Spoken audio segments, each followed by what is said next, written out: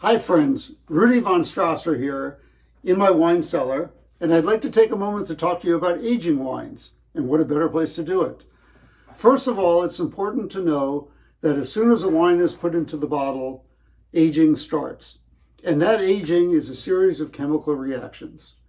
Now, in a cold cellar, and the reason people keep cellars cool is because those reactions happen slower and in a more controlled situation.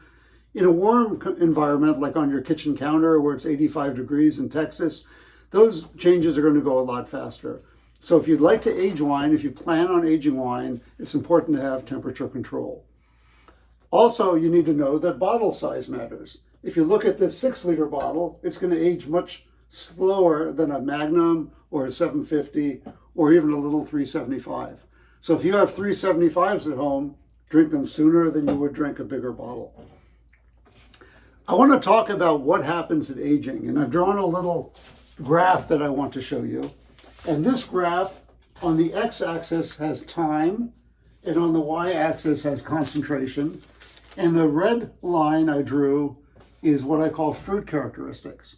And in a white wine, fruit characteristics may be, like in a Riesling or in a Sauvignon Blanc, be melons and peaches and apricots, aromas like that.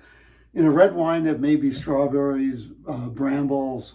Those aromas start out very high when a wine is very young. Over time, those aromas start to go away. And as a wine gets 15, 20 years old, there won't be any fruit aromas left, or very, very subtle fruit aromas. The blue line I drew, I marked as aged characteristics.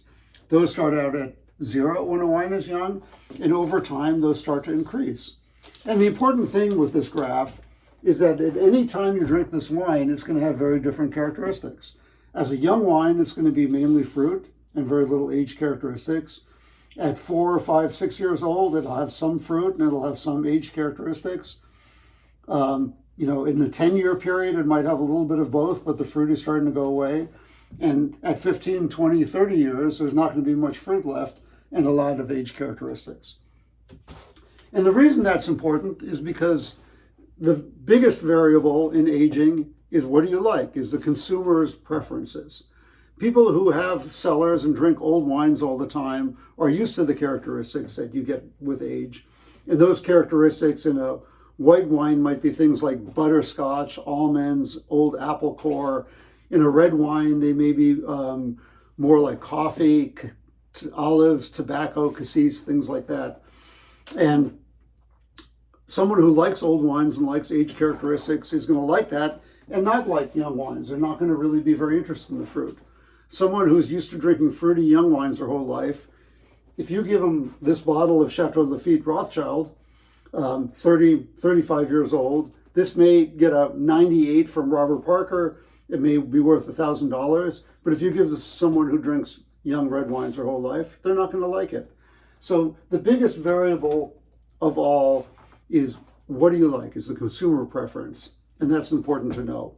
Now, what I would suggest, if you want to figure out what you like, is there's two ways. One is to try to find a vertical of wine. A vertical would be the same winery, the same wine, maybe the same vineyard designation, 3 or 4 or 5 years in a row, or 3 or 4 or 5 different years.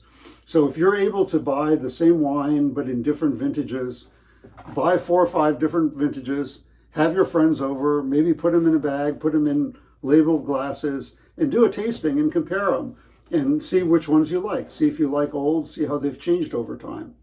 The other way is to buy a case of wine and every year open a bottle and see how those are changing and whether you like them and when you like them.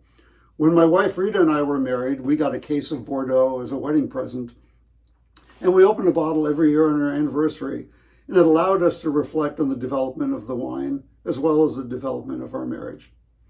Anyway, I hope this helps a little bit with the mysteries of wine aging, and wine is a lot of fun, and have fun experimenting.